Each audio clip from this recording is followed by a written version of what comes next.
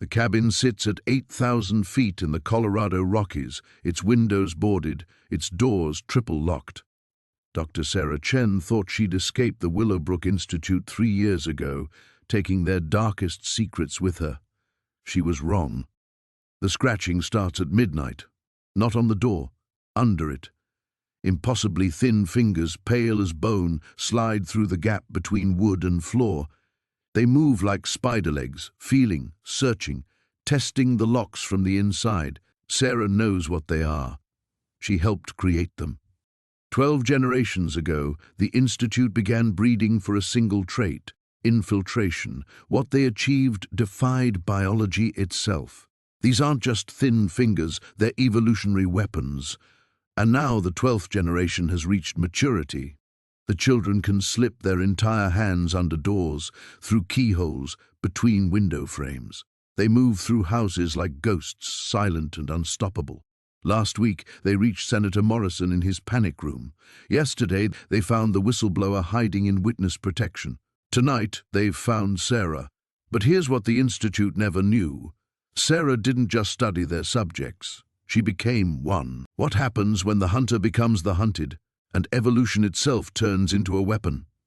Before we jump back in, tell us where you're tuning in from, and if this story touches you, make sure you're subscribed because tomorrow I've saved something extra special for you. Sarah pressed herself against the far wall, watching those impossibly slender digits probe the interior of her cabin. The fingers moved with deliberate intelligence, each joint hyperextended in ways that made her stomach clench. She recognized the characteristic bone structure, the elongated phalanges, the narrowed metacarpals that allowed passage through spaces no wider than a pencil. Generation 12, the crowning achievement of the Willowbrook breeding program. The fingers found the first deadbolt and began working at it with surgical precision. Sarah counted 4 distinct hands now, emerging from beneath the door like pale serpents. She could hear breathing on the other side, shallow, controlled, multiple sources. They'd sent a pack. Sarah flexed her own fingers, feeling the familiar ache in her joints. The experimental gene therapy she'd undergone had been primitive compared to what these children possessed, but it had given her advantages the Institute never suspected. Her fingers, while not as dramatically altered, could still access spaces others couldn't. The first lock disengaged with a soft click. Moving silently, Sarah slipped toward the cabin's rear window. Her fingers found the narrow gap she'd measured months ago, barely 3 millimeters between frame and glass. Normal human digits would never fit, but Sarah wasn't normal anymore. She pressed her fingertips into the space, feeling her bones compress and realign as the modified cartilage responded. The sensation was nauseating, like her skeleton was liquid, but she pushed through. Her fingers emerged on the exterior side of the window, found the hidden latch she'd installed, and triggered the release mechanism.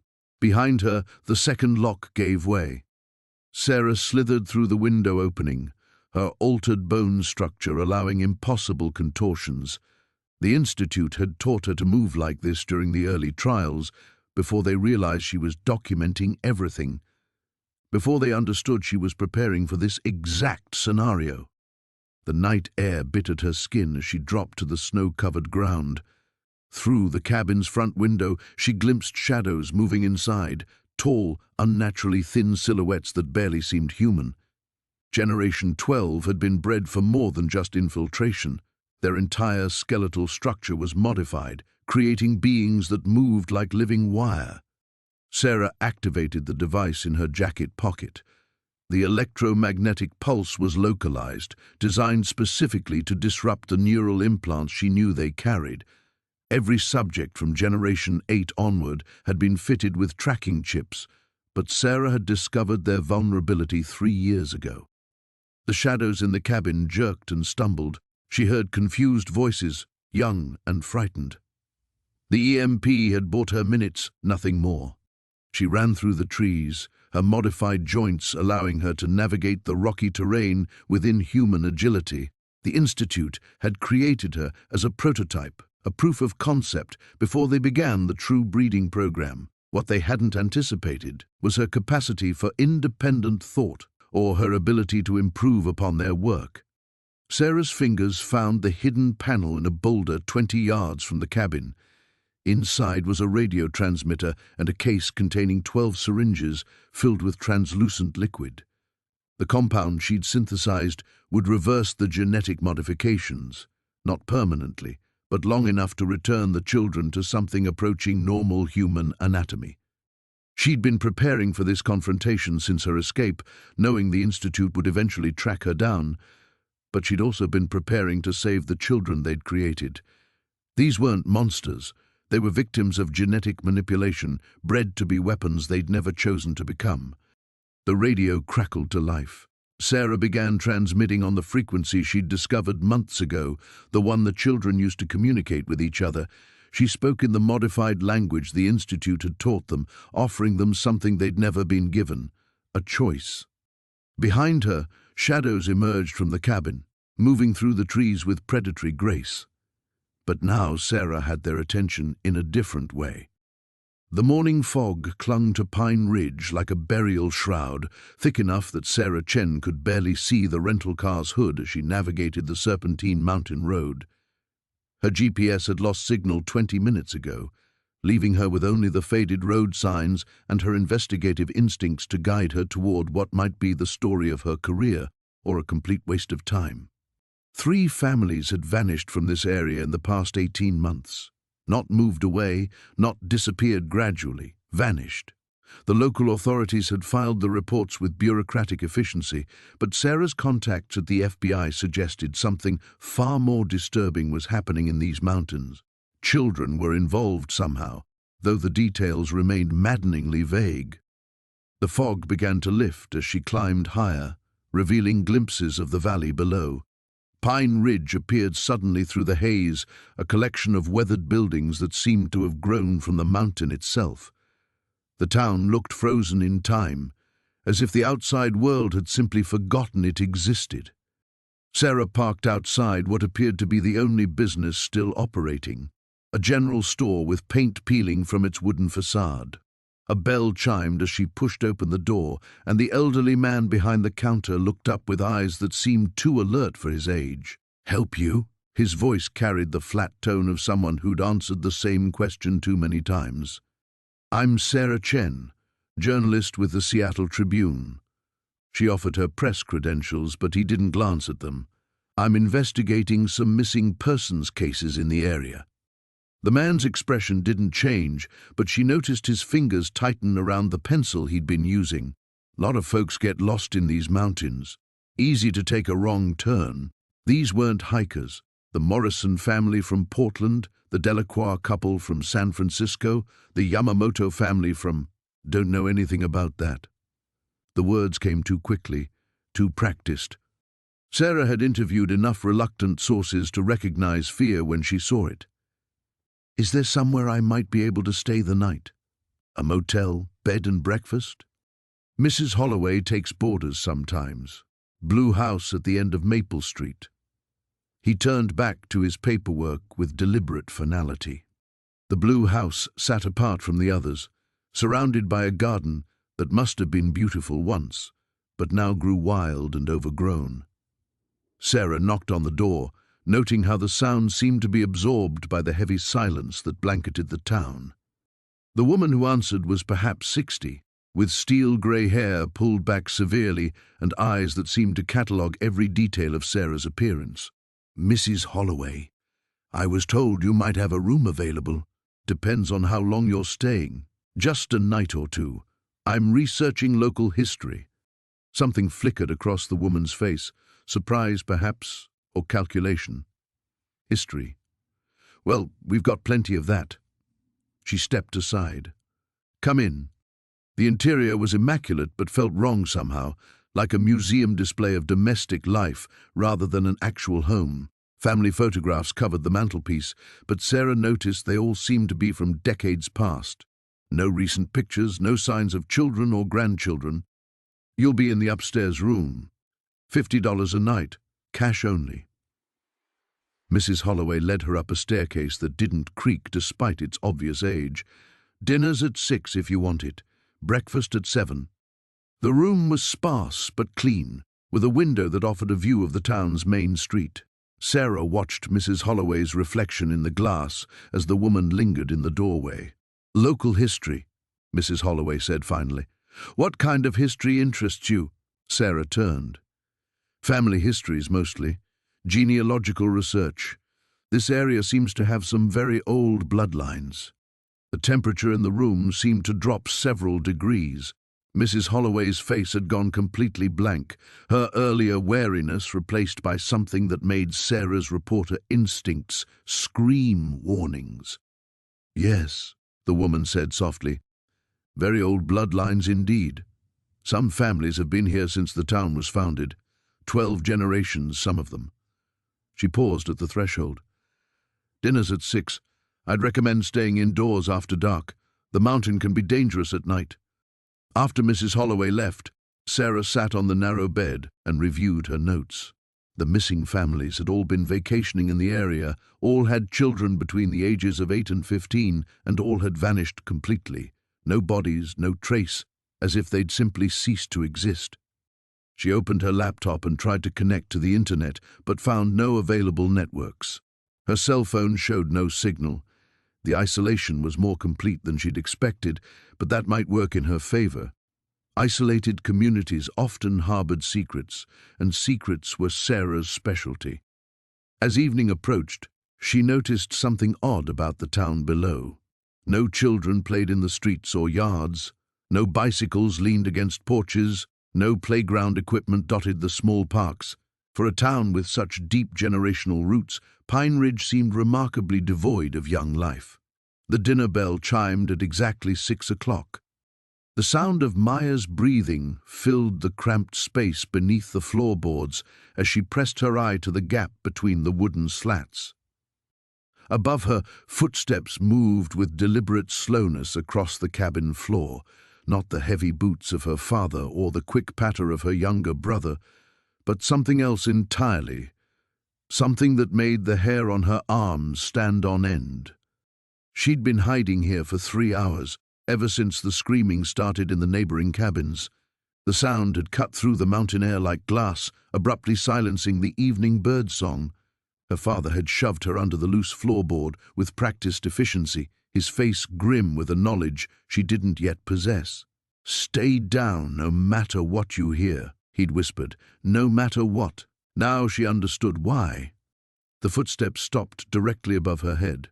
Through the gap, she could see bare feet, pale, almost translucent skin stretched over bones that seemed too long, too articulated. The toes flexed against the wood, and she noticed with growing horror that they moved independently, like fingers searching for purchase.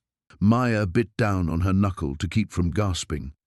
The feet belonged to Sarah Chen, her classmate from the village school, or what had been Sarah Chen. The girl she'd known was 14, awkward and shy, with a nervous laugh that echoed too loudly in their small classroom. This thing above her might wear Sarah's face, but the way it moved spoke of something fundamentally altered. Sarah's head tilted at an impossible angle, nearly a full 180 degrees, scanning the room with predatory focus. When she smiled, Maya could see that her teeth had grown. Not just longer, but multiplied, creating rows of sharp points that caught the dying sunlight streaming through the windows.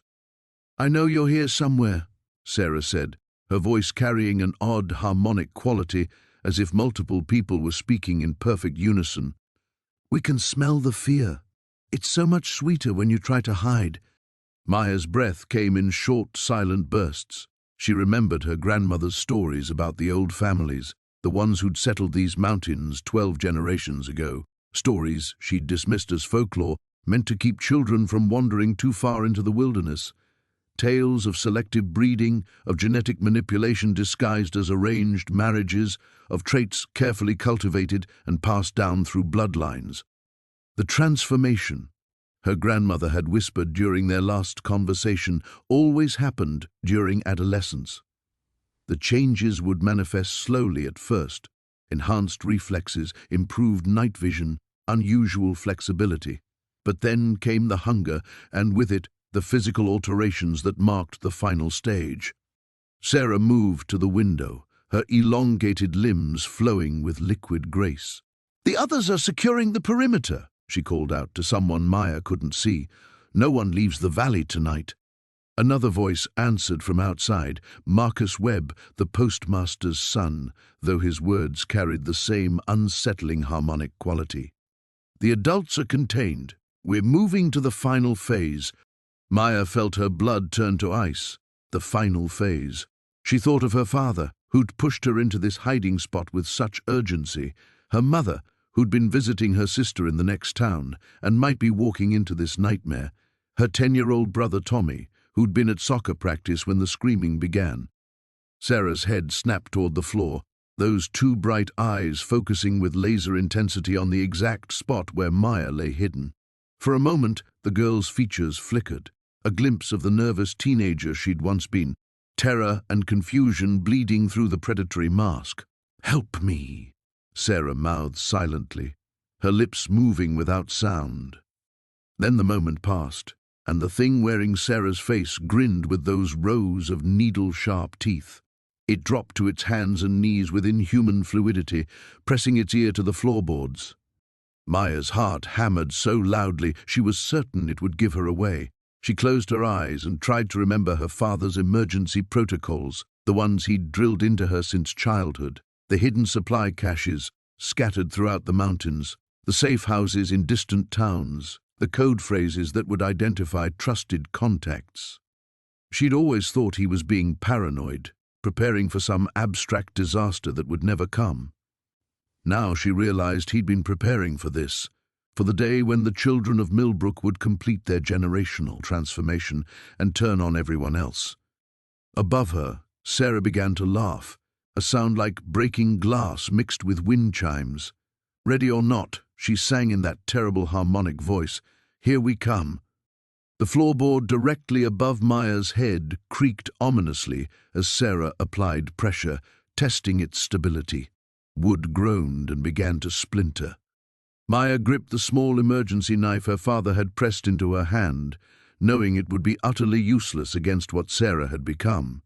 But she held it anyway, the cold metal a fragile anchor to her humanity as the world she'd known crumbled into nightmare above her head.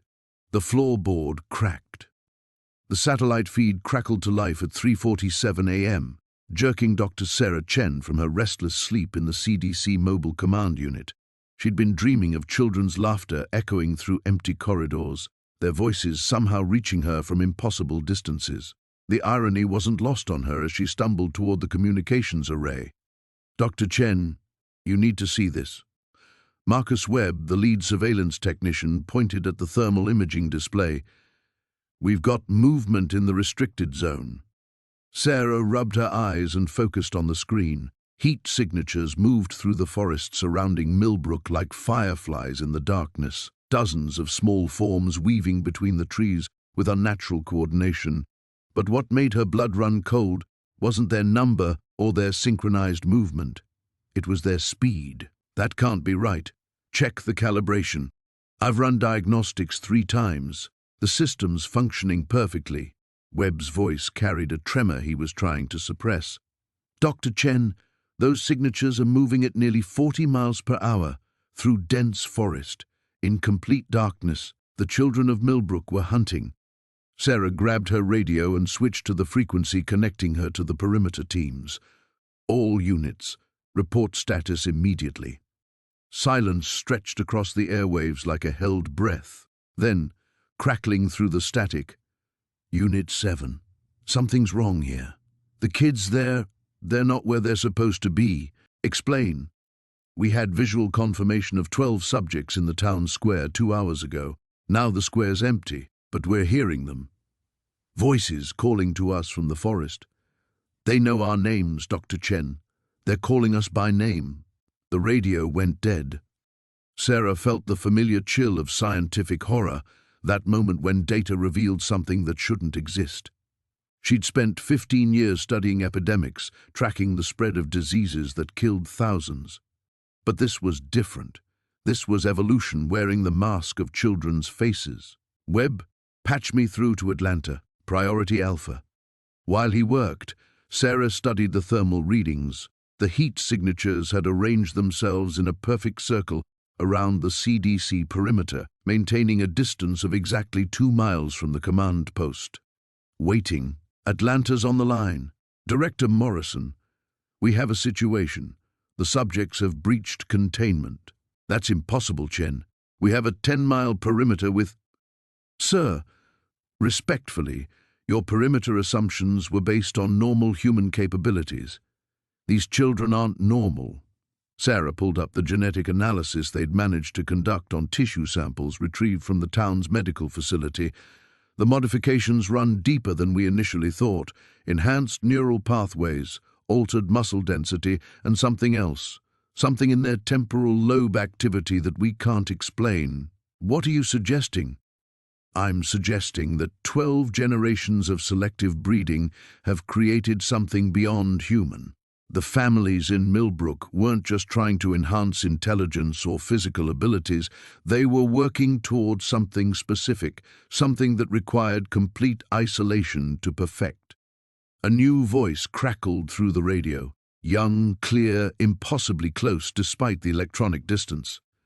Dr. Sarah Elizabeth Chen, born July 23, 1985, in Portland, Oregon. Divorced, no children. Afraid of having children because of the genetic markers for Huntington's disease you carry. The command unit fell silent except for the hum of electronics and Sarah's ragged breathing. Your fear of passing on damaged genes, the child's voice continued, is why you understand us better than the others.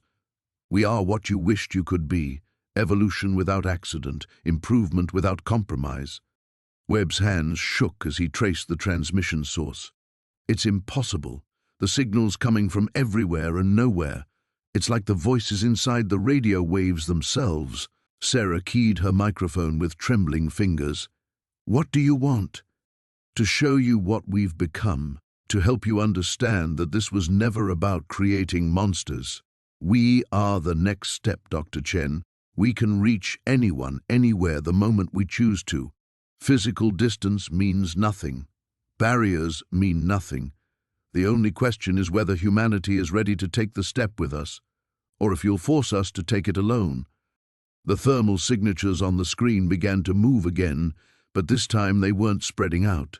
They were converging, all of them heading directly toward the command post. The circle was collapsing inward. How long until they reach us? Sarah whispered. Webb checked his calculations twice before answering. At their current speed, 8 minutes. Sarah looked at the radio, then at the locked weapons cabinet, then at the emergency evacuation protocols posted on the wall. In her 15 years of crisis management, she'd never faced a scenario where the emergency procedures seemed not just inadequate, but laughably naive. Outside, carried on the mountain wind, children's voices began to sing a lullaby in perfect harmony.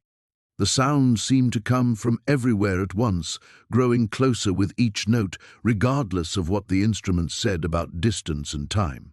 Evolution had made them a promise, and the children of Millbrook had come to collect.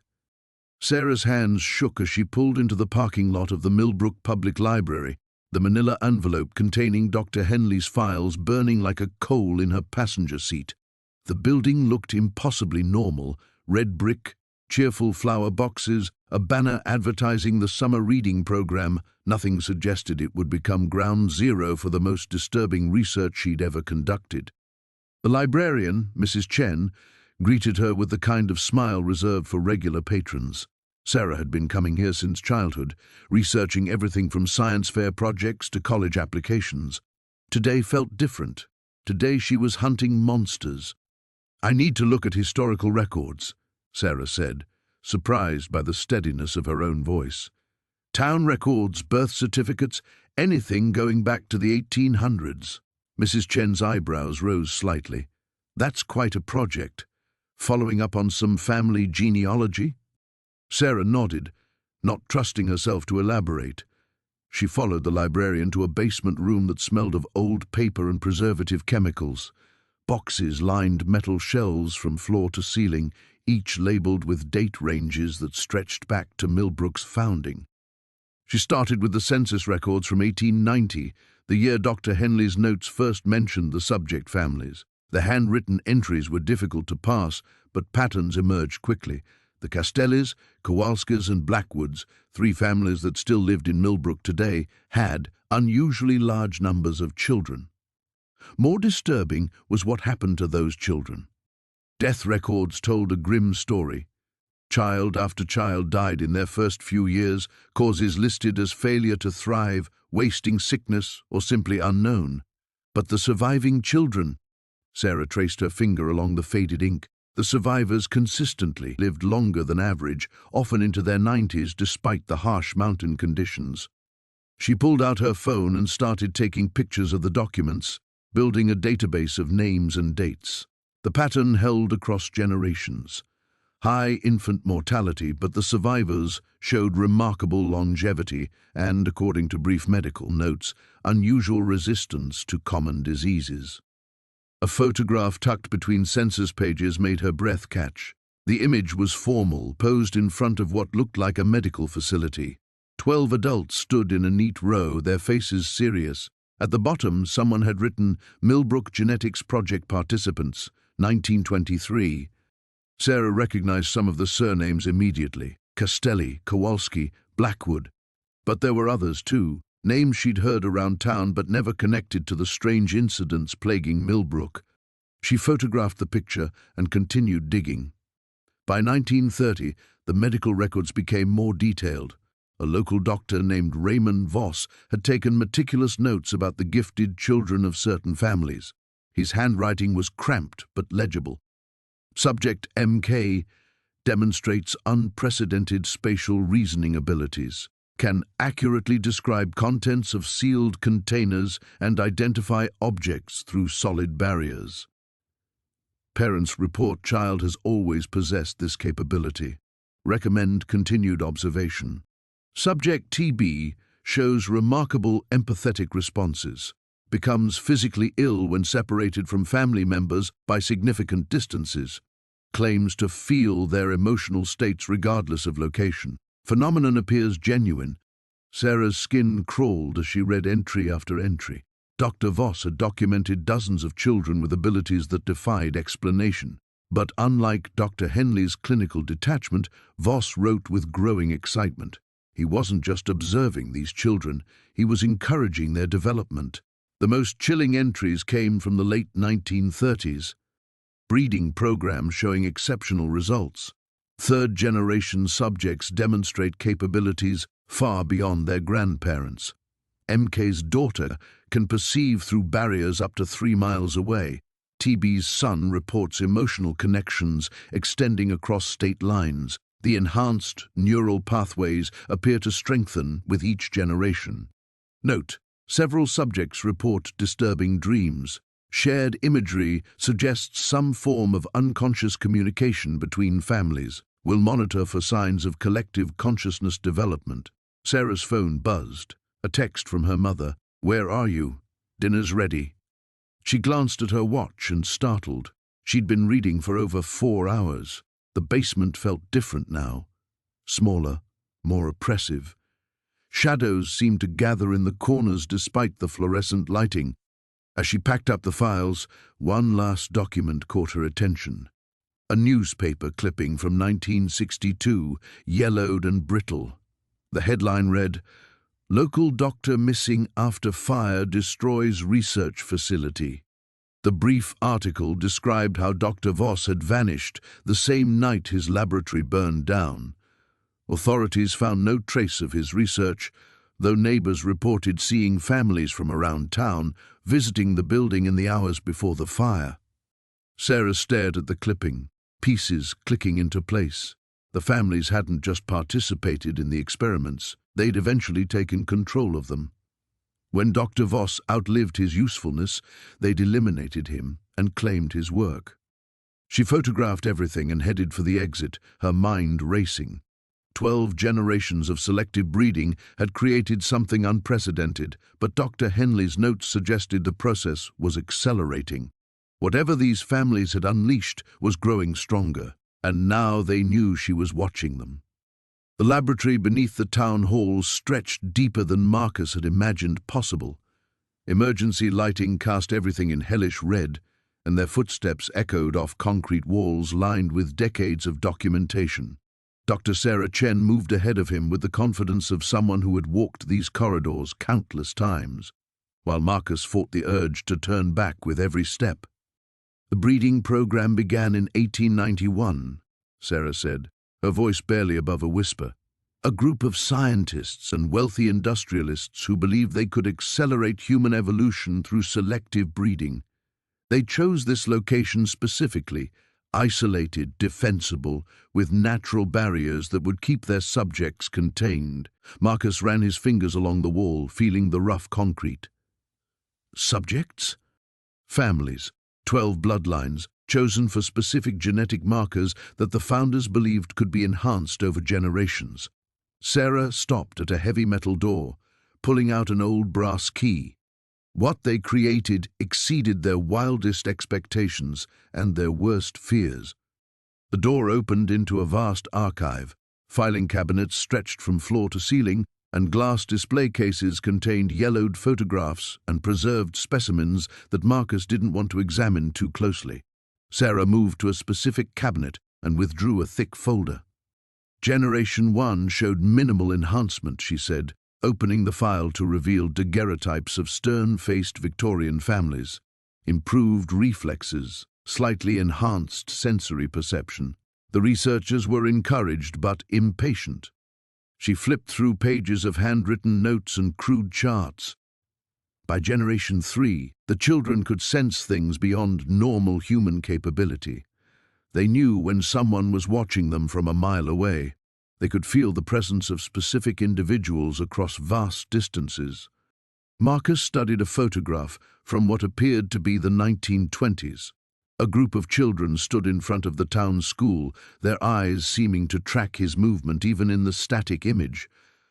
What kind of genetic markers were they breeding for? Neural pathway development, primarily in the temporal and parietal lobes, brain structures associated with spatial awareness and what we might call psychic phenomena. Sarah's voice carried the weight of someone who had spent years trying to rationalize the impossible, but they weren't content with passive abilities. The next set of photos showed children from the 1940s and 50s. These faces carried something different, a predatory intelligence that made Marcus's skin crawl. Generation 6 was the turning point, Sarah continued. The children could not only sense people at a distance, they could influence them. Minor at first, feelings of unease, compulsions to look over one's shoulder. But the ability grew stronger with each successive generation. And the town just allowed this? The town was complicit. The original families became the power structure here. The mayor, the sheriff, the business owners, all descendants of the original 12 bloodlines. They controlled everything, and anyone who tried to leave or speak out. Sarah gestured to another cabinet. The missing persons reports speak for themselves. Marcus opened the indicated drawer and felt his stomach drop. Hundreds of files spanning decades, all following the same pattern. People who asked too many questions, who tried to contact authorities outside the town, who threatened to expose what was happening. All vanished without a trace. The current generation, Generation 12, can reach anyone, anywhere, Sarah said. They've moved beyond simple influence. They can project themselves across vast distances, appearing to their targets with enough physicality to cause real harm.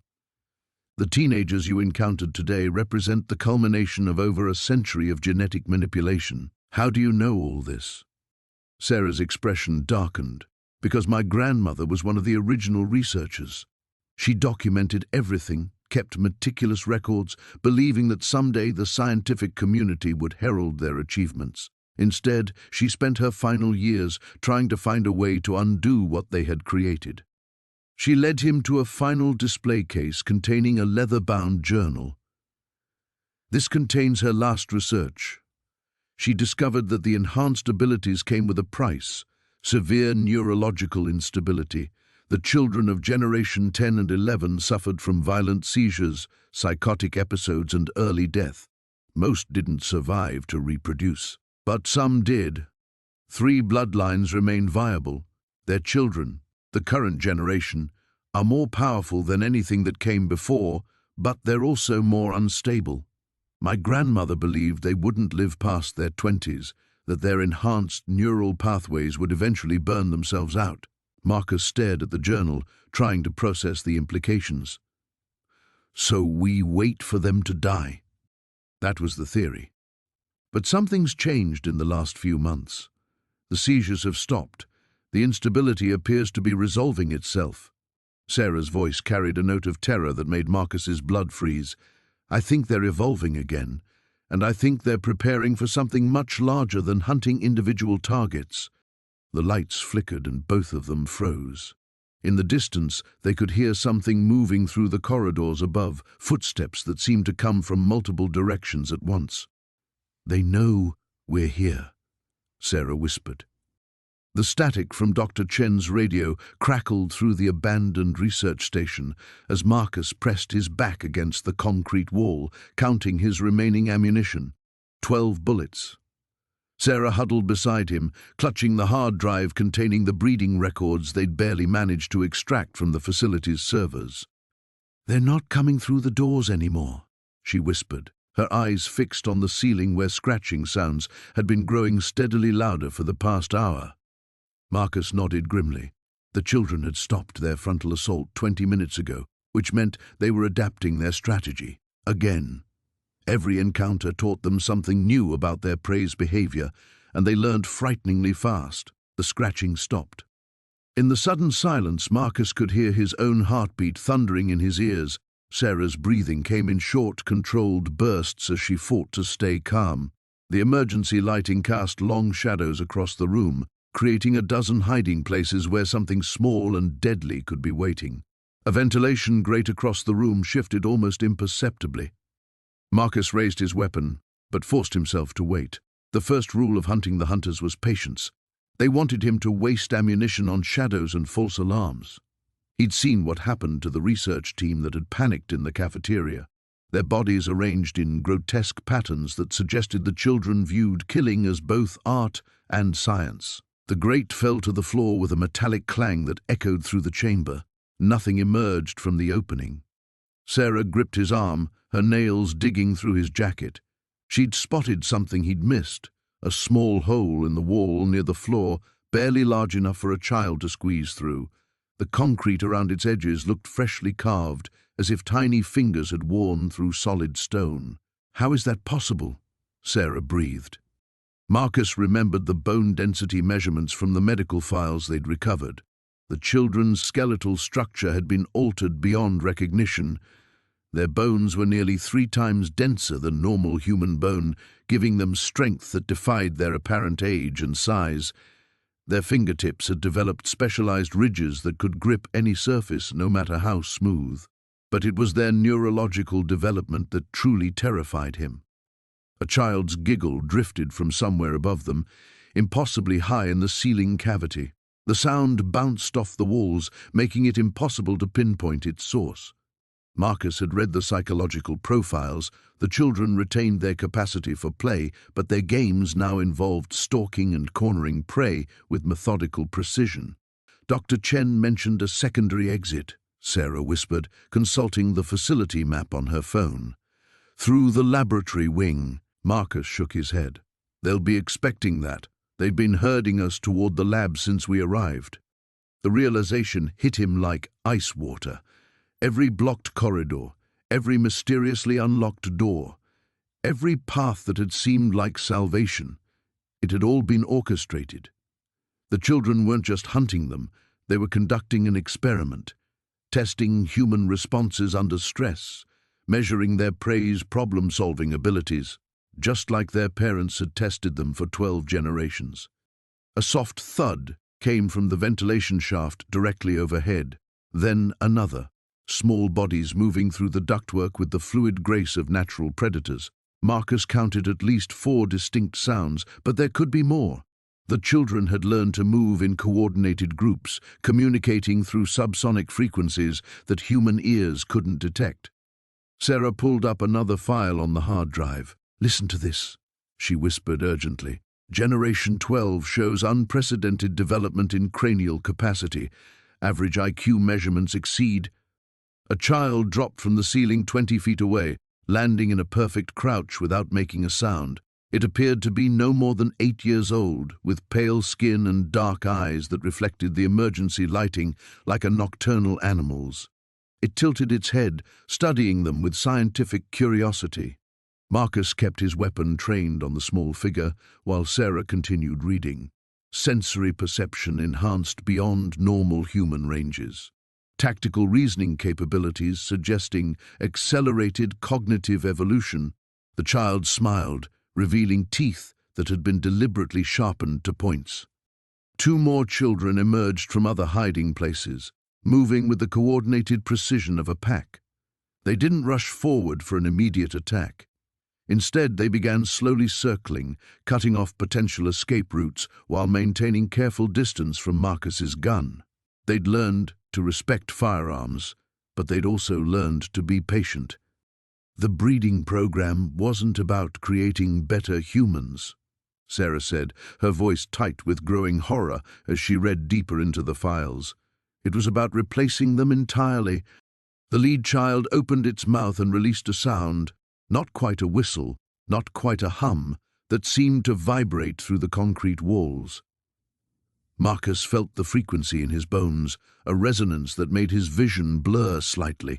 From the darkness around them came answering calls, many more children than he'd estimated. Marcus grabbed Sarah's hand and ran toward the laboratory wing, abandoning stealth for speed. Behind them he could hear small feet pattering across concrete in perfect synchronization. The hunt was entering its final phase. The helicopter's rotors cut through the mountain air with mechanical precision, but Marcus could feel the pilot's tension radiating from the cockpit. They'd lost contact with base camp 40 minutes ago, and the silence that followed had been more unsettling than any distress call. There, Sarah pointed through the curved window. 2 o'clock. The research facility sprawled across a natural plateau like a concrete cancer, its modular buildings connected by covered walkways. From this height, it looked abandoned. No movement in the courtyards, no lights in the windows despite the gathering dusk. The landing pad's emergency beacons flashed their automated rhythm, painting the surrounding snow in alternating red and amber. Marcus checked his equipment one final time as they descended. The electromagnetic field generator hummed against his back, its weight reassuring. They'd learned from previous encounters that the children's abilities seemed to weaken within certain frequency ranges, though the protection was far from absolute. "Remember," he said into his headset, "we go in fast, extract any survivors, and get out. No heroics." The helicopter touched down with a metallic shudder. Through the settling snow and debris, Marcus could see the facility's main entrance standing open, its reinforced doors hanging askew as if torn from their hinges by enormous hands. Sarah was first out, her rifle raised, scanning the perimeter with practiced efficiency. The rest of the team followed, Rodriguez with his heavy equipment pack, Chen carrying the medical kit, and Morrison, whose job was to document whatever they found. They moved in formation toward the breach, their boots crunching against crystallized snow that seemed too white, too pure for what lay ahead. The lobby told the first part of the story. Furniture had been moved, not thrown or broken, but deliberately rearranged into defensive positions. Overturned tables formed barriers, chairs had been stacked to block secondary entrances. Spent ammunition casings littered the floor in neat clusters, suggesting sustained firing from fixed positions, but there were no bodies. "Blood trail," Rodriguez called from near the reception desk. Dark stains led deeper into the facility, not splattered like violence, but smeared in long streaks as if something had been dragged. They followed the trail through corridors lined with motivational posters and scientific charts. The facility had been studying the children for 3 years, trying to understand the evolutionary leap that had occurred in the mountain town. Now their research had become irrelevant in the face of survival. The trail led to the main laboratory, where they found Dr. Patricia Henley. She was suspended 3 feet above the floor, perfectly motionless, her eyes open and tracking their movements. No visible restraints held her in place, yet she hung there as if gravity had simply decided to ignore her existence. Her mouth moved silently, forming words they couldn't hear.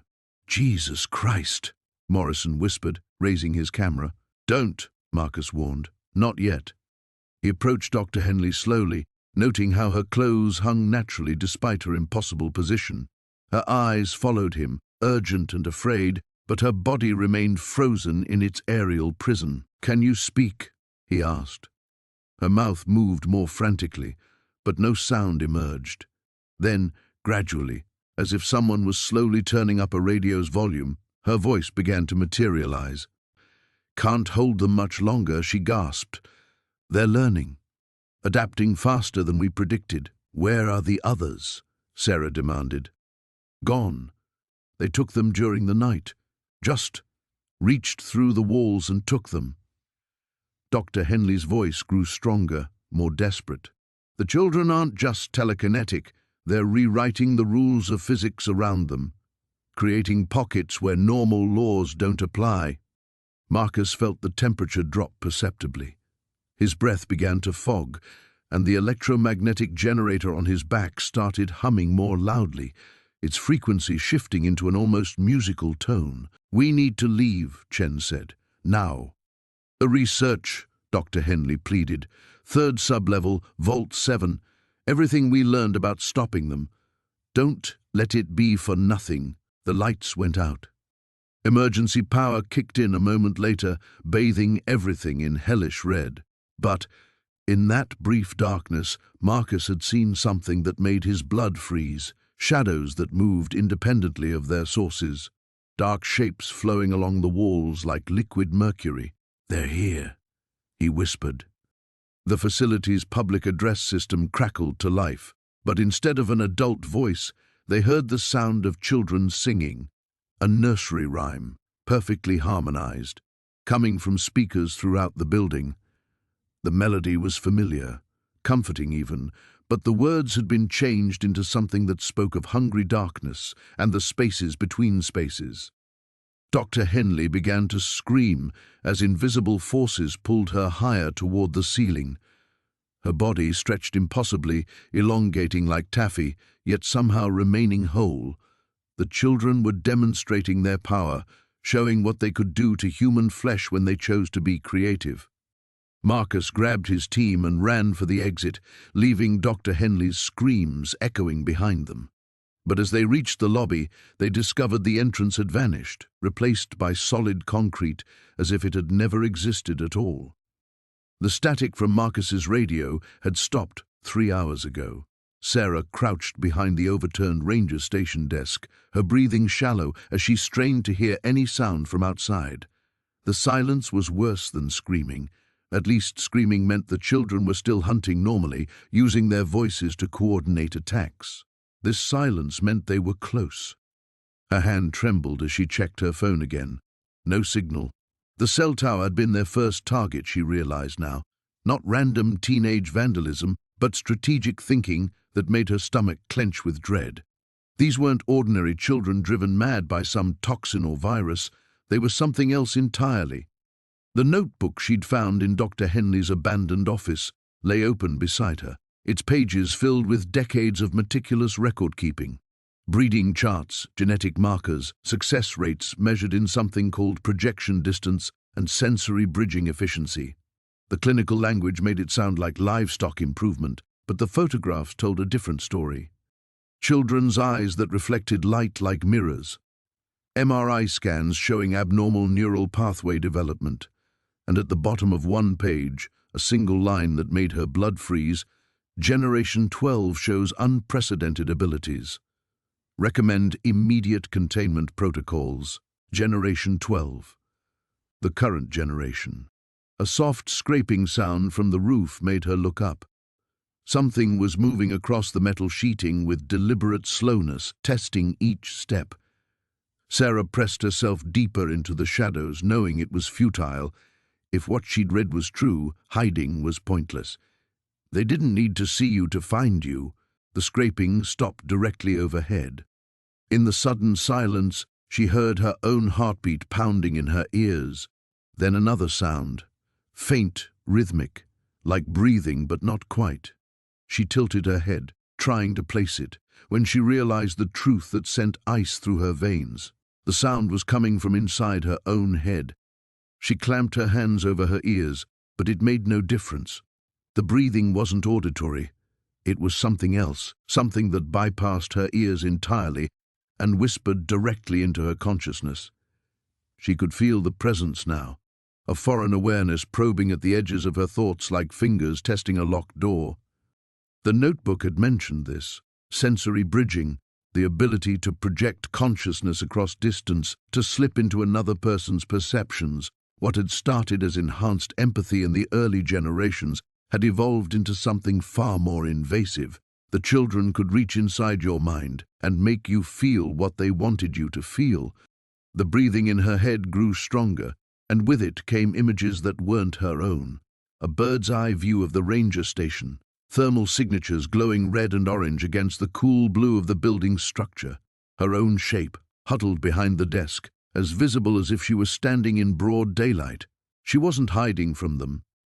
She was entertainment. Sarah forced herself to stand, knowing concealment was useless now. Through the broken window she could see shapes moving in the darkness, too many to count, too coordinated to be natural. They moved like a single organism, each child positioned to cut off every possible escape route. The breathing in her mind shifted, became almost conversational. Images flickered behind her eyes, memories that weren't hers, showing her the town as it had been weeks ago. Normal families going about their daily routines, unaware that their neighbors had been conducting the longest genetic experiment in human history. She saw Dr. Henley arguing with someone off-screen, his face flushed with anger. "You can't control them anymore," he was saying. "They've exceeded all parameters. They're not children. They apex predators wearing children's faces." The image shifted, showing her the response. A town meeting where concerned parents discussed their gifted offspring with the same pride other parents might show for academic achievements. But their eyes held something else. Fear carefully masked as parental concern. "They're our children," one mother insisted. "We can manage them." "Can you?" Henley's voice was sharp. "When's the last time any of you made a decision they didn't approve of? When's the last time you even had a thought they didn't allow?" The memory dissolved, replaced by something more immediate and terrifying. She was seeing through multiple sets of eyes simultaneously, the children's eyes, positioned around the building. The disorienting sensation of experiencing reality from a dozen perspectives at once made her stumble. Then she understood. They weren't just showing her the memory. They were showing her how they experienced the world, as a collective consciousness, individual bodies serving a single distributed intelligence.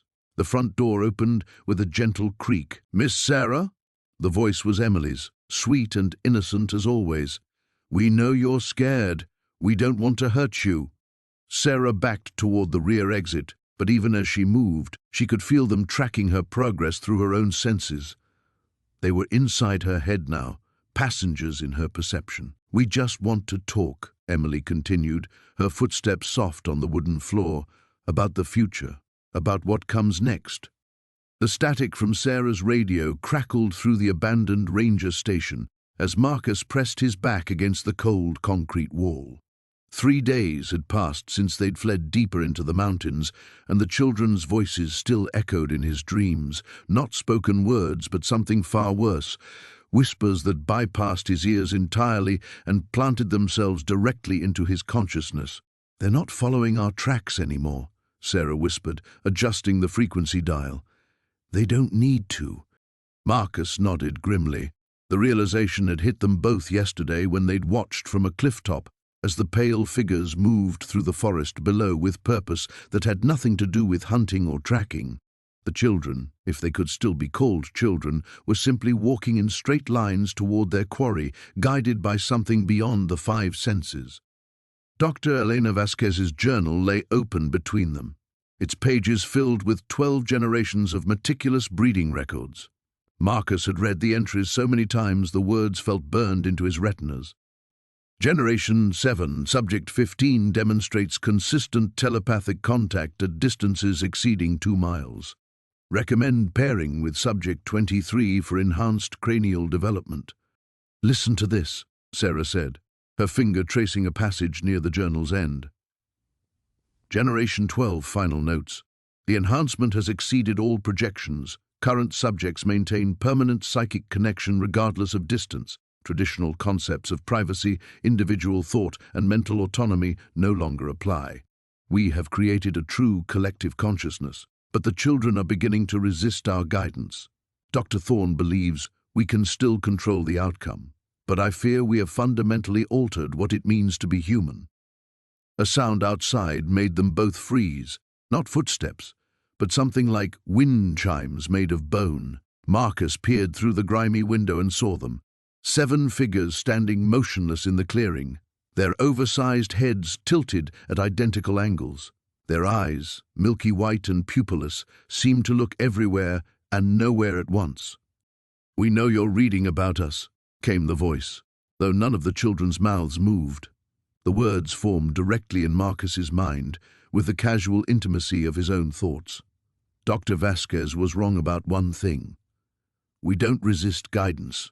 We simply don't need it anymore. Sarah grabbed his arm, her fingernails digging deep enough to draw blood. She was hearing it too. The collective voice continued, patient and eerily reasonable. You're frightened because you think we're hunting you. But hunting implies we might lose our prey. We already know where this ends. Marcus forced himself to look away from the window and flip through the journal's earlier entries. There had to be something. Some weakness, some limitation the original researchers had documented. His hands shook as he found Generation 4 notes. Subjects show decreased physical coordination and muscle development. Enhanced cranial capacity appears to come at cost of gross motor function and traditional sensory acuity. Physical limitations, he whispered to Sarah. They're not superhuman, just different. The bone chime sound grew closer. Through the window, Marcus watched the children move forward in perfect unison, but their gait was awkward, almost robotic. They stumbled over roots and rocks that any normal child would have easily avoided. Their eyes, Sarah breathed. They're not really seeing us through their eyes, are they? Marcus understood. The milky, unfocused pupils weren't just unsettling, they were evidence of evolutionary trade-offs. Enhanced psychic abilities had come at the cost of normal vision. The children navigated by mind, not sight. The cave system, Marcus said suddenly. The limestone caves on the north face. They run for miles underground, and they're lined with iron ore deposits. Sarah's eyes widened with understanding. Iron had always been theorized to interfere with psychic phenomena, though no one had ever tested it on this scale. If they could reach the caves, if the mineral deposits were dense enough. The voice in their heads turned sharp, losing its patient tone. Clever. But you still think in terms of hiding, of escape. We are not bound by the limitations you imagine. But there was something different now, a slight delay before the words formed, as if the children were straining to maintain their connection across the iron-rich soil around the ranger station's foundation. Marcus grabbed the journal and Sarah's hand. The back exit, now. They ran through the station's rear door into the gathering dusk, the bone chime sound erupting into a discordant shriek behind them. The children's collective voice followed them, but it was fragmenting now, individual tones bleeding through, confusion, frustration, and underneath it all, something that might have been fear. As they climbed toward the cave entrance, Marcus caught glimpses of the pale figures attempting pursuit, but their movements were increasingly erratic. Whatever psychic network had allowed them perfect coordination was breaking down. The cave mouth yawned before them, promising darkness and silence, the first true silence Marcus had experienced since this nightmare began. Behind them, the children's voices had dissolved into wordless static. They plunged into the earth, not knowing if they were finding sanctuary or simply trading one trap for another. The basement beneath the old schoolhouse stretched deeper than Sarah had imagined possible, its walls carved from living rock that seemed to pulse with an organic rhythm. Emergency lighting cast sickly shadows as she descended the metal stairs, each footstep echoing like a countdown. Behind her, Marcus gripped the electromagnetic pulse device they'd cobbled together from the town's emergency radio equipment, their only hope of disrupting whatever neural pathways allowed the children to phase through matter. "The breeding records go back to 1892, Dr. Chen whispered, consulting the ledger they'd found in the school's hidden archives. 12 generations of careful genetic selection, all documented here. They weren't just tracking bloodlines, they were monitoring the manifestation and strengthening of the ability. The deeper they went, the more the air itself seemed to thicken, as if reality grew more tenuous with each level. Sarah's skin crawled with the sensation of being watched, though the corridors appeared empty. She knew better now than to trust appearances in Willowbrook. At the third sublevel, they found the first chamber. Glass observation windows revealed a room that defied physics, or perhaps redefined it. The space seemed larger inside than the basement could possibly contain, its walls shifting and flowing like water made solid. Within that impossible room, a child sat motionless on the floor, her form flickering between states of matter. Sometimes she was flesh and bone, other times merely a shadow outline that light passed through without resistance. "Jesus Christ," Marcus breathed. "How long has she been like that?" Dr. Chen checked his readings on a handheld scanner. "The neural activity is off the charts. It's as if her brain is operating in multiple dimensions simultaneously." He looked up, face pale. "I don't think she can control it anymore. The ability has taken over completely." They moved to the next chamber, then the next. Each contained a child locked in various states of phase shifting, their young faces frozen in expressions of confusion or terror. Some flickered rapidly between states, their bodies stuttering in and out of visibility. Others had become translucent, ghostly figures that seemed to exist more in whatever otherworldly space they accessed than in the physical realm. The town council knew, Sarah realized, her voice hollow. They had to know this was happening to their children. Yet they kept pushing the breeding program forward. In the final chamber, they found him. The boy couldn't have been more than 8, but his eyes held an ancient intelligence that made Sarah's blood freeze. Unlike the others, he seemed fully in control of his shifting states, moving deliberately between solid and phase forms like a predator testing different hunting modes. When he noticed them watching through the observation window, he smiled, an expression of such pure malevolence that Sarah stumbled backward. The boy walked directly toward the wall, and Sarah expected him to pass through it as the others had done throughout the town. Instead, he pressed his palm against the glass, and cracks spread outward from his touch like a spider's web. The barrier between them groaned under impossible stress. "He's not just phasing," Dr. Chen said, his voice tight with terror. "He's destabilizing the molecular structure of matter itself." The glass exploded outward in a shower of crystalline shards.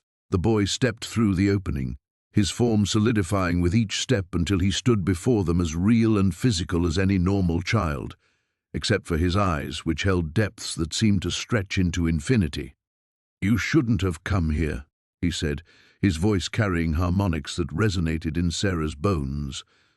"The others, they can only reach through walls, through barriers of space. But I can reach through time itself." Marcus raised the EMP device, but his hands were shaking so violently he could barely grip it. "Stay back!"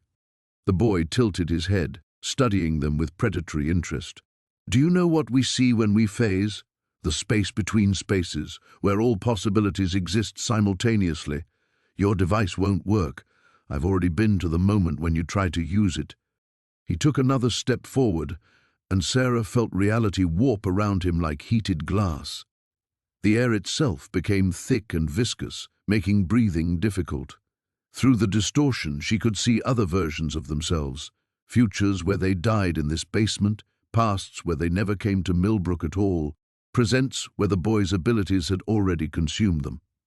12 generations, the boy continued, his voice now coming from multiple directions at once. 12 generations to create us. But you know what's funny? We're not the end goal, we're just the beginning. Sarah's last coherent thought before the world dissolved into fractal possibilities was the horrifying realization that whatever came after these children, whatever the 13th generation would become, would make their current nightmare seem like a gentle dream. The boy reached out with fingers that existed in too many dimensions to count, and Sarah felt herself beginning to phase not just through matter, but through the very concept of existence itself. The breeding program had succeeded beyond its architect's wildest ambitions, creating something that transcended the boundaries of human evolution entirely. The screaming from the town square had stopped 20 minutes ago, but Marcus could still hear it echoing in his head as he crouched behind the overturned bus. Sarah pressed against his shoulder, her breathing shallow and quick. Through the shattered windows, they could see shapes moving through the mist, tall, elongated forms that seemed to flow rather than walk. "How many did we lose?" Sarah whispered. Marcus closed his eyes, counting faces that would never answer roll call again. 12, maybe 13 if Chen didn't make it to the church.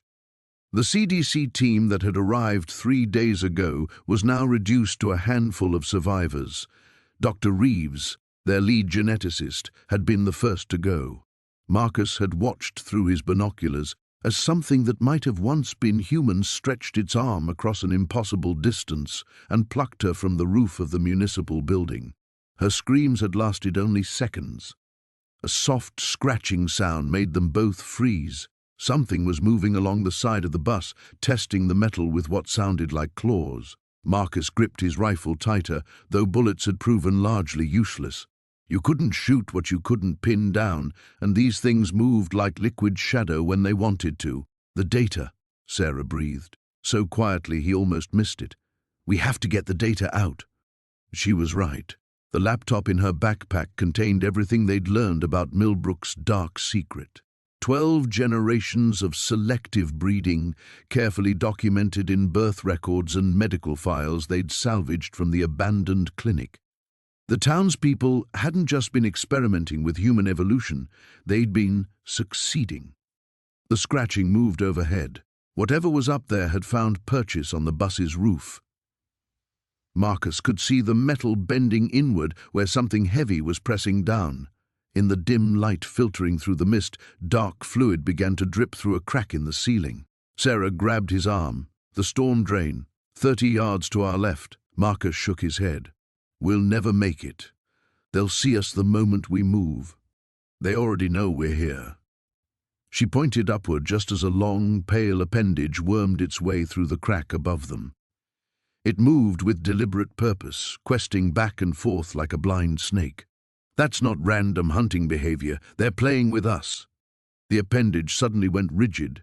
Then it began to expand, forcing the crack wider with a sound like tearing paper. More of that dark fluid splashed down, and Marcus caught a whiff of something that made his stomach lurch. Copper and rot and something else, something organic and wrong. "Now," Sarah hissed. They broke cover together, sprinting low across the open ground. Behind them, the bus erupted in a shower of metal and glass as something massive burst through. Marcus didn't look back, but he could hear it following, a wet, sliding sound accompanied by the scrape of claws on asphalt. The storm drain was a black mouth in the earth, barely wide enough for a person. Sarah dove in first, and Marcus followed, his boots slipping on the slick concrete. The tunnel stretched ahead, disappearing into darkness. Emergency lighting flickered somewhere in the distance, casting erratic shadows on the walls. They splashed through ankle-deep water, their footsteps echoing off the narrow walls. Behind them, something large was forcing its way into the tunnel entrance. The sound of scraping metal suggested it was having trouble fitting, but Marcus knew that wouldn't stop it for long. These things could reshape themselves when they needed to. There, Sarah pointed ahead. Maintenance ladder. The ladder led up to another grate, this one opening onto what looked like an alley behind the old post office. They climbed quickly, Marcus going first to force the rusted grate open. It gave way with a squeal of protest, and he hauled himself up into grey daylight. The town looked different from this angle. What he'd taken for mist was actually something else, a thin, organic membrane that clung to the buildings like spiderwebs. It pulsed rhythmically, and he realized with horror that it was alive. The entire town had become something's digestive system. Sarah emerged beside him, clutching the laptop. "The radio tower," she said, pointing to a skeletal structure on the ridge overlooking Millbrook. "If we can reach it, we can transmit the data." A sound from the storm drain made them both move. Whatever had been following them was getting closer. They ran through the alley, past buildings wrapped in that pulsing membrane. Through windows, Marcus caught glimpses of the townspeople, or what they'd become. They hung suspended in cocoon-like structures, their faces serene, their bodies slowly changing. The ridge was steep, but they climbed without stopping. Behind them, Millbrook writhed in the valley like a diseased organism. At the radio tower, Sarah connected her laptop to the transmission equipment while Marcus kept watch. "Signal's strong," she reported. "Uploading now." The data stream began, carrying Millbrook's secrets into the wider world. But as Marcus watched the town below, he wondered if they were already too late. In the distance, he could see other communities nestled in the mountain valleys, and every one of them was starting to glow with that same sickly luminescence. The mountain wind carried an unnatural chill as Sarah pressed herself against the concrete wall of the abandoned research facility. Her breath came in ragged gasps, each exhalation a white puff that dissipated into the grey dawn. The children had found them again. Marcus crouched beside her, his laptop balanced precariously on his knees as he tried to establish a satellite connection. Blood trickled from a gash on his forehead where he'd struck the doorframe during their frantic escape from the motel. "The signal's too weak," he whispered, fingers flying over the keys. "We need to get higher." Higher means more exposed. Sarah's eyes darted to the tree line 50 yards away. Nothing moved among the skeletal branches, but that meant nothing. The Holloway children had perfected the art of invisibility over 12 generations. They could be anywhere or nowhere at all. A soft giggle echoed from somewhere behind them, impossibly distant yet intimate, as if spoken directly into Sarah's ear. She spun around, pressing her back harder against the cold concrete. The sound had no source, no direction. It simply existed in the space around them like a malevolent presence. "There," Marcus breathed, pointing at his screen. "I've got partial access to the town's original research database." His face grew pale as lines of text scrolled past. "Jesus Christ, Sarah! This goes back to 1847, the first recorded case of spontaneous spatial displacement in the Holloway bloodline." Sarah grabbed his wrist. "English, Marcus. They've been disappearing and reappearing at will for over a century and a half. But look at this progression chart." He tilted the screen toward her. "Each generation, the range increases exponentially. The distance, the accuracy, the duration. It's all improving. The current generation." He swallowed hard. "Theoretical range is global. No cool-down period. Perfect precision."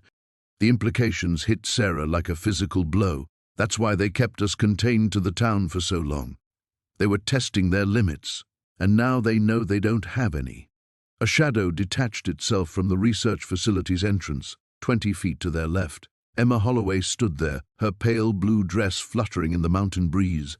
She looked exactly as she had in the town square, 11 years old, blonde curls framing an angelic face that belonged in a Norman Rockwell painting, except for her eyes, those ancient knowing eyes that had seen too much, learned too much. "You can't run from us anymore," Emma said, her voice carrying the casual tone of someone discussing the weather. "We've been everywhere you're going to go." Sarah felt the crushing weight of that statement. How do you escape something that exists outside the normal rules of space and time? How do you hide from predators who could appear in your bedroom, your car, your thoughts? "What do you want?" Sarah managed to ask. Emma tilted her head with childlike curiosity. "Want? We want what every species wants, Miss Chen, to survive, to thrive, to inherit the earth." She took a step closer, and Sarah noticed that her feet didn't quite touch the ground. Your kind had your chance, thousands of years to evolve, to become something better. Instead, you stayed trapped in your linear existence, bound by gravity and distance and time. Marcus slowly closed his laptop, his hand inching toward the emergency flare gun they'd taken from the motel. You're still human, still part of our species. Emma's laugh was like wind chimes in a hurricane, beautiful and terrifying. Are we? When we can step between dimensions, when we can fold space like origami, when we can touch someone in Tokyo from a mountaintop in Colorado? Her form flickered, becoming translucent. Evolution isn't always gradual, Dr. Webb. Sometimes it's revolutionary. The flare gun was halfway out of Marcus's jacket when Emma vanished. Sarah blinked, and suddenly the girl was standing directly in front of her, close enough that she could smell the strange ozone scent that clung to all the Holloway children. Close enough to see that Emma's pupils weren't round. They were shaped like tiny doorways, opening onto somewhere else entirely. The beautiful thing about our gift, Emma whispered, is that it's not limited to space. We can step through time as well. We've seen how this ends, Miss Chen. We've watched you die 1,000 different ways in 1,000 different futures. Would you like to see? Before Sarah could answer, Emma's hand touched her forehead. Reality exploded into fragments. Images of herself running through endless corridors, hiding in basements, screaming in laboratories, always pursued by children who flickered in and out of existence like living nightmares. In every vision, she died. In every timeline, humanity lost. Emma pulled her hand away, and Sarah collapsed against the concrete wall, her vision swimming with residual images of her own mortality. "Choose your ending wisely," Emma said, already beginning to fade. "Some deaths hurt less than others." The laboratory beneath the Ashworth mansion stretched deeper than Marcus had imagined possible, carved into the mountain's bedrock like a cancer. Emergency lighting cast everything in hellish red, and the air tasted of copper and ozone. Sarah pressed against his back as they descended the metal stairs, her breathing shallow and quick. "Jesus Christ," she whispered, staring at the wall of monitors displaying vital signs, brain scans and genetic sequences. Dozens of screens showed sleeping children, their bodies suspended in transparent pods filled with viscous fluid, tubes snaked from their skulls, pulsing with electrical current. Marcus felt bile rise in his throat. These weren't the children they'd seen in town. These were younger, toddlers, infants, some that looked barely past birth. Their eyes moved rapidly beneath closed lids, and occasionally their small bodies would twitch as if reaching for something. Phase 4 subjects show remarkable adaptation. A recorded voice echoed from hidden speakers, making them both jump. Dr. Elizabeth Ashworth's clinical tone filled the chamber. "The neural pathways have evolved beyond our projections. Distance appears irrelevant. Physical barriers show minimal impedance. We've documented manifestation events across continental distances." Sarah grabbed Marcus's arm. "The recording, it's still running." They moved deeper into the facility, past banks of humming machinery and walls lined with genetic charts tracking bloodlines back 12 generations. Marcus recognized some of the family names from the town records, but others were completely foreign. The breeding program had reached far beyond Millbrook. "Look at this," Sarah called from across the room. She stood before a massive display showing a world map dotted with red pins. Each pin pulsed with a date and coordinates. "These are manifestation events. They're happening everywhere. London, Tokyo, Sydney." Marcus joined her, his blood turning to ice. The dates were recent, some from just days ago. They're not contained to the mountain anymore. The children are projecting globally. A soft chime drew their attention to a nearby workstation where a printer began spitting out pages. Marcus snatched the first sheet, a psychological evaluation report dated today. The subject was identified only as Generation 12, Subject 7, but the attached photo made his stomach lurch. It was the girl with black eyes they'd encountered at the diner, except younger, much younger. "Patient demonstrates unprecedented psychic projection capabilities," the report read. can manifest physical presence at vast distances while maintaining corporeal form at origin point. Subjects retain all sensory input from both locations simultaneously.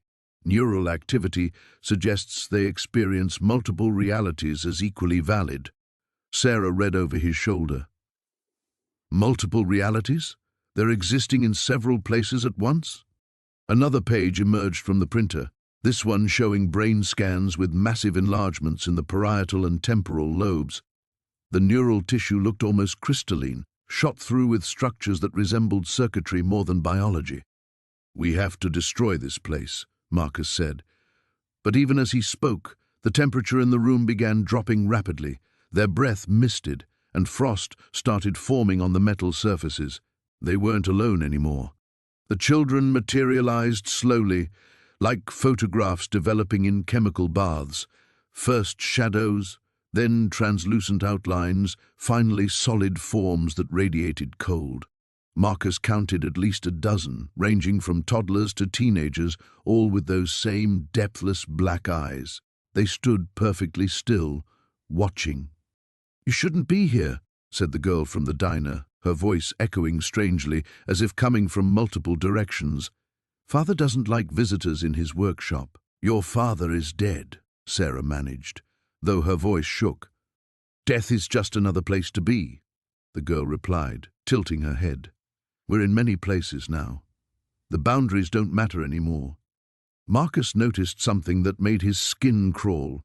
The children in the pods behind them had opened their eyes, though their bodies remained suspended in the fluid.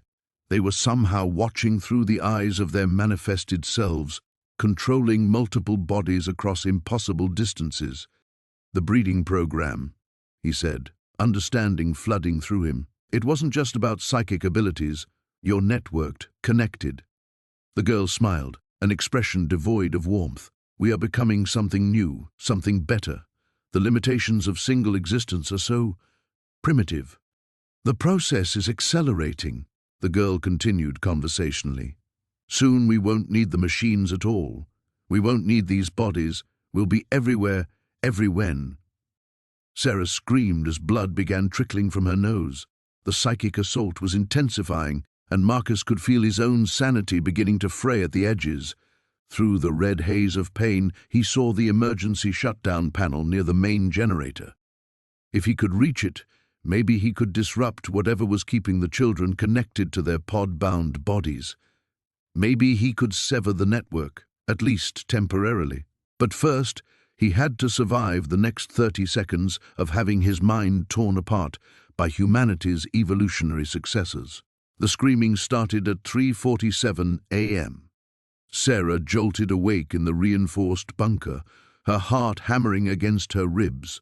The sound wasn't coming from outside, it was coming from the walls themselves, reverberating through the steel and concrete as if the structure had developed vocal cords. She pressed her palms against her ears, but the sound seemed to originate from inside her skull. "They're here," Marcus whispered from across the cramped space. His face was pale in the green glow of the emergency lighting, sweat beading on his forehead despite the underground chill. Dr. Hendricks sat hunched over his laptop, fingers flying across the keys. "The electromagnetic readings are off the charts. Whatever they're doing, it's unlike anything we've recorded before." Sarah forced herself to focus on the scientist's words rather than the bone-deep terror clawing at her mind. They'd been hiding in this military bunker for 3 days, ever since the last evacuation helicopter had been torn from the sky by invisible hands. The children of Millbrook weren't just telekinetic anymore, they were something else entirely. The screaming stopped. In the sudden silence, Sarah could hear her own ragged breathing and the steady hum of the air filtration system.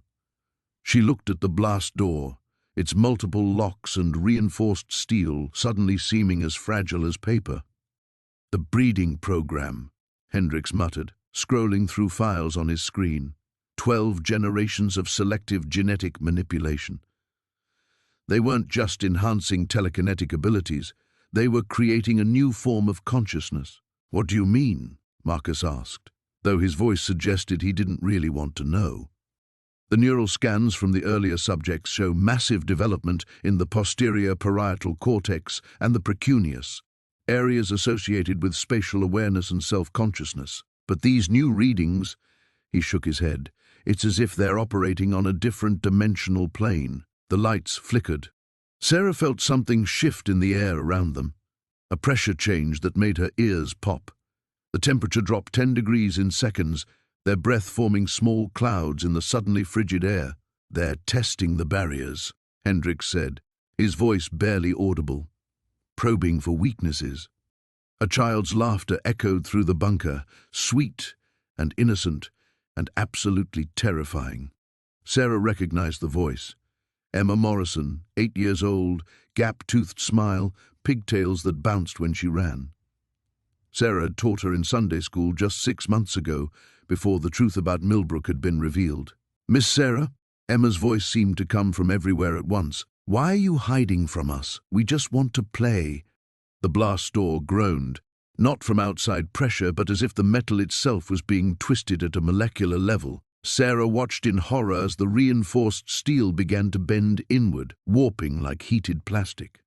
"The dimensional displacement theory," Hendricks whispered, staring at his readings. "They're not just moving objects through space. They're manipulating the fabric of reality itself." Marcus grabbed his rifle, though they all knew bullets were useless against an enemy that could stop projectiles mid-air or redirect them back at the shooter. "How long until they break through?" Another voice joined Emma's.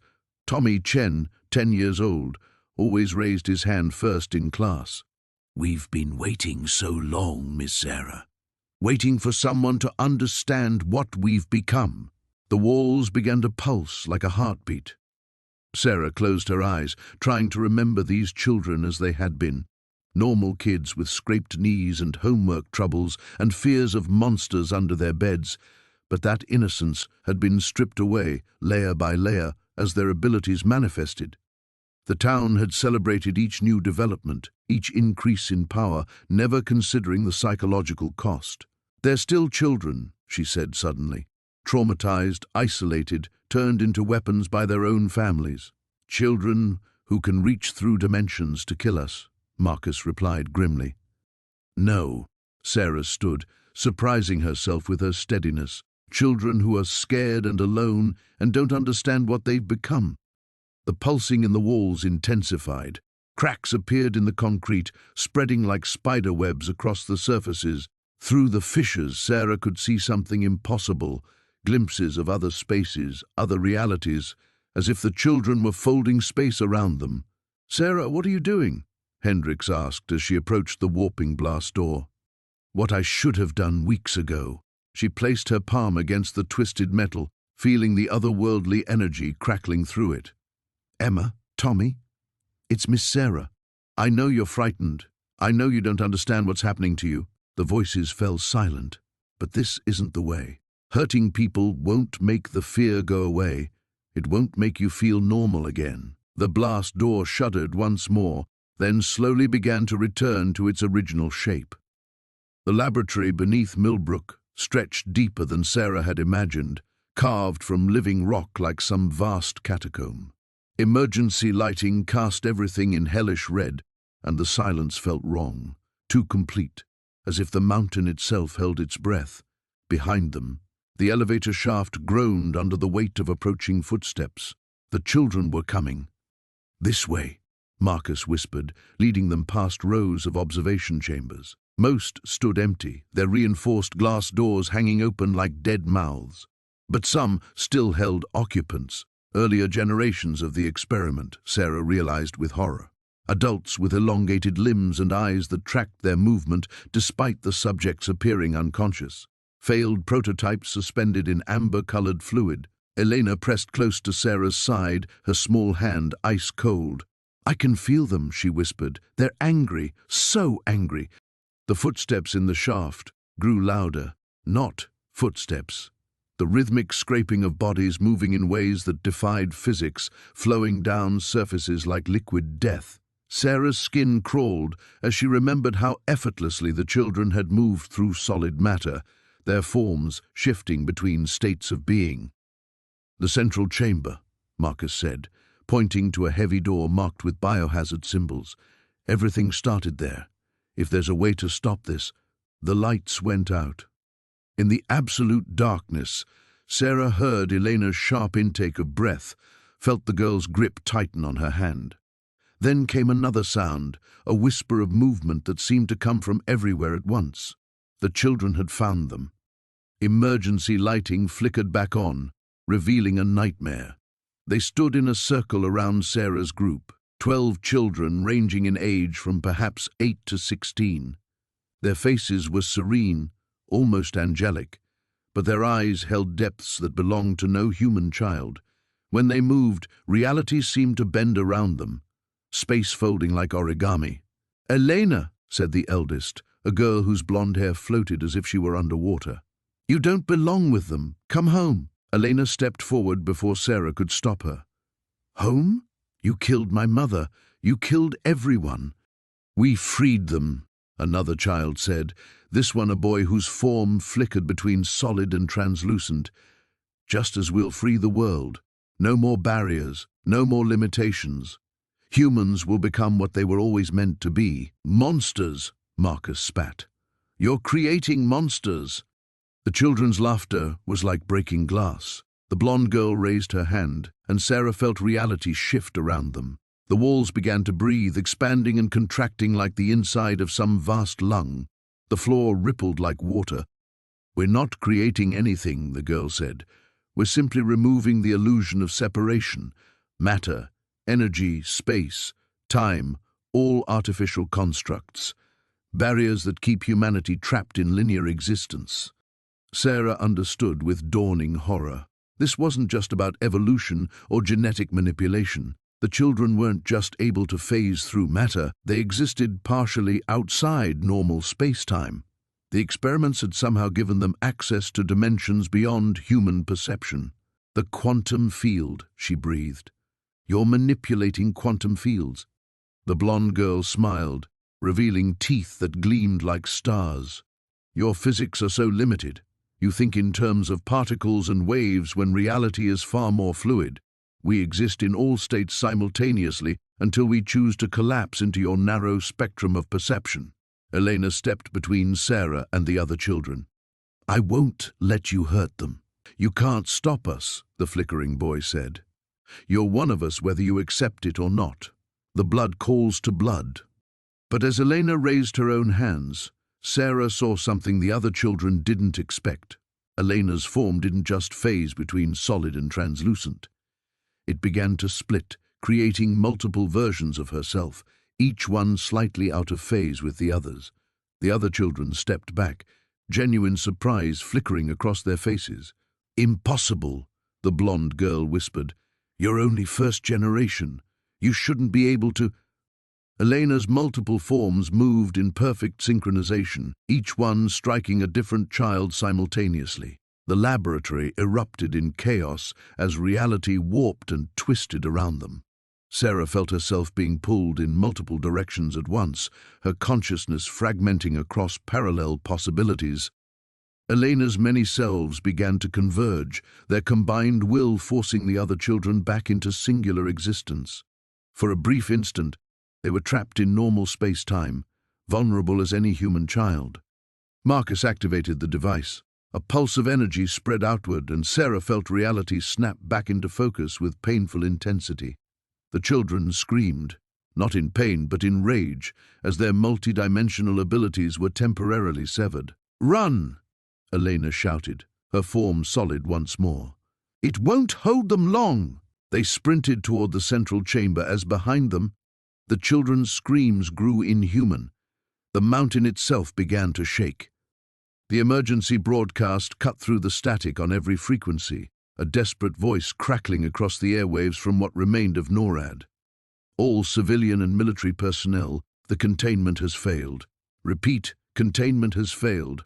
The subjects have broken through the electromagnetic barrier at 0347 hours. We estimate 15 to 20 individuals are now beyond the perimeter." Sarah pressed her back against the cold concrete wall of the abandoned subway tunnel, listening to Marcus's radio with growing horror. The children of Millbrook weren't just escaping, they were hunting. The reports flooding in painted a picture of systematic terror. Families vanishing from locked homes, military checkpoints found empty with no signs of struggle, security cameras capturing nothing but the aftermath of impossible intrusions.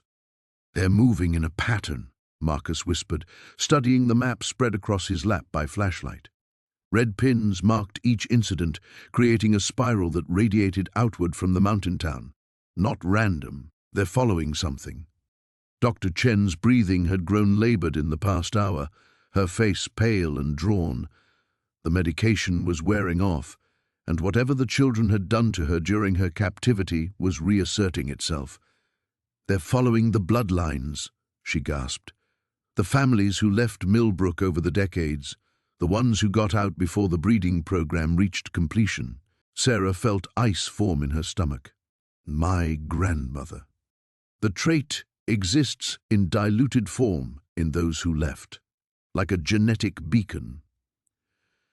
Chen's eyes rolled back for a moment before she forced herself to focus. They can sense it, track it. The children are hunting down their scattered relatives. The radio crackled again.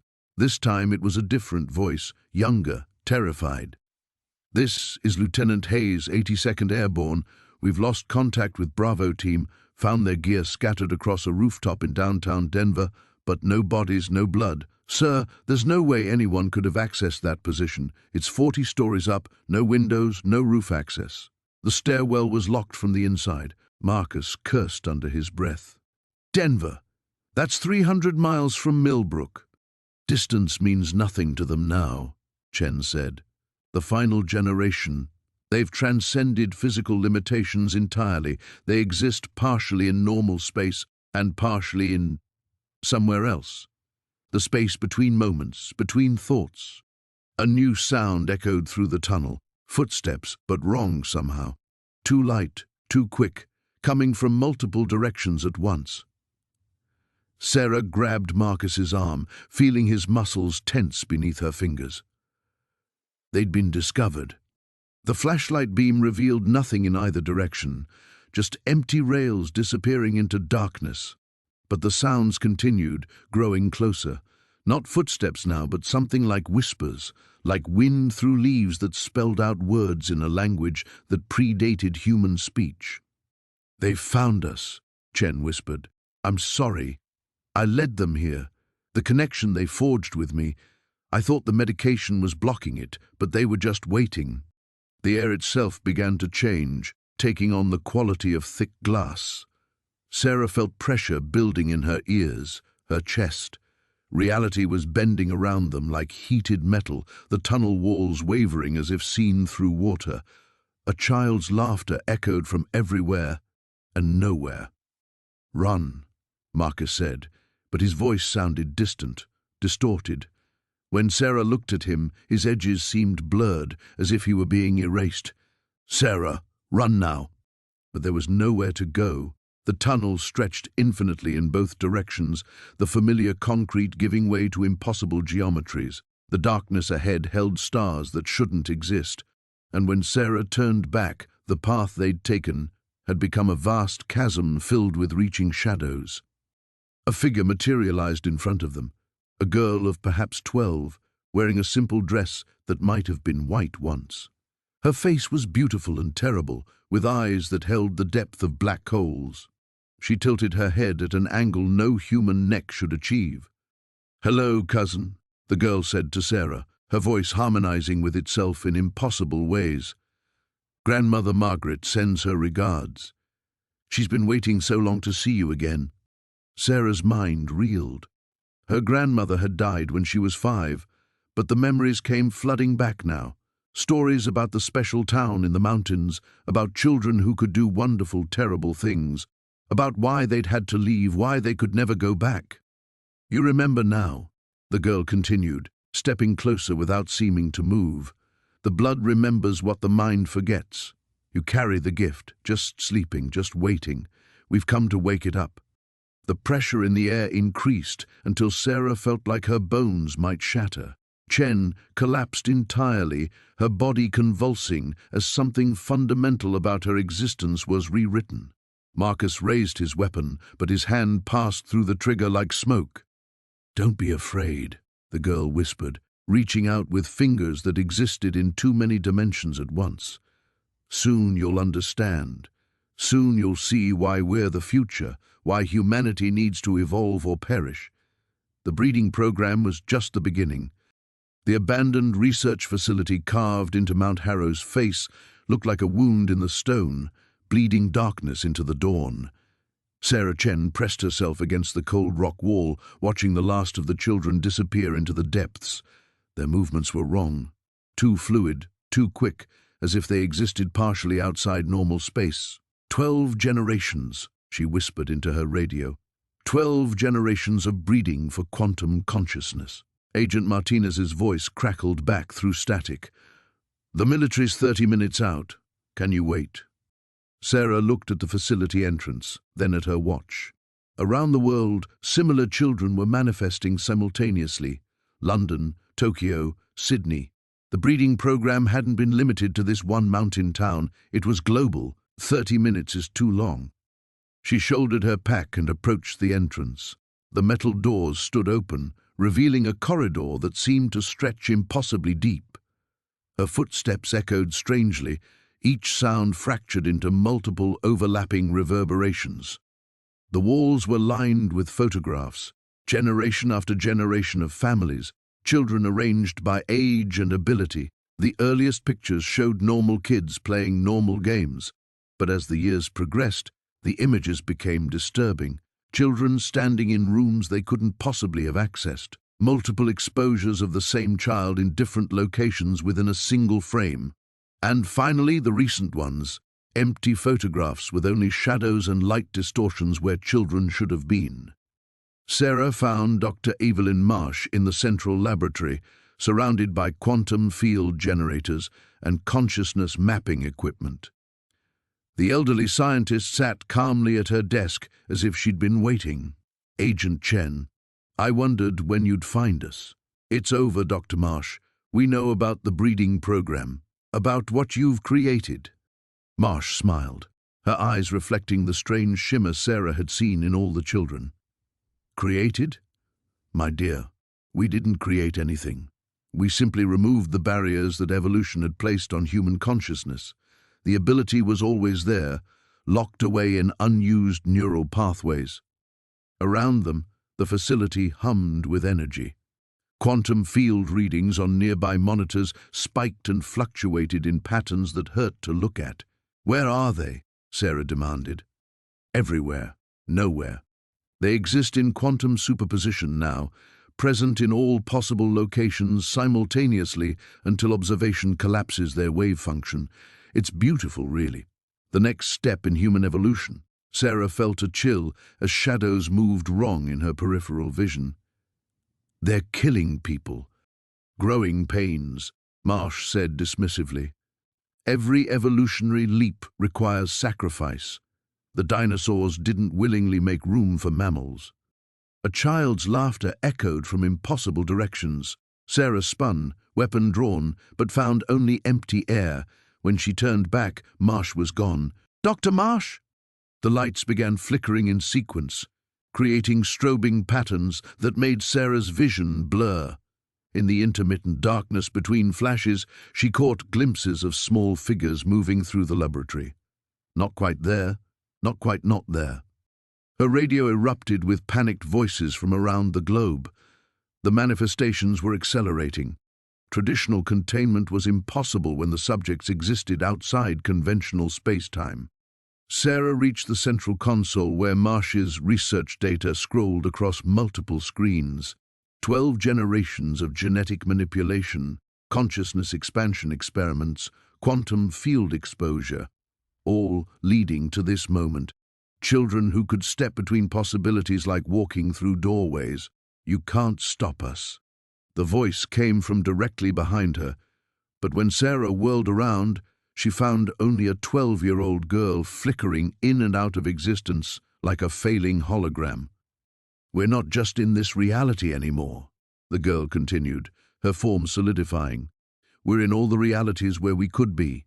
Every choice, every possibility, we live in all of them now. More children began materializing throughout the laboratory, their quantum states stabilizing as they focused their attention on Sarah. She backed toward the exit, but found her path blocked by another child who seemed to exist as a probability cloud with eyes.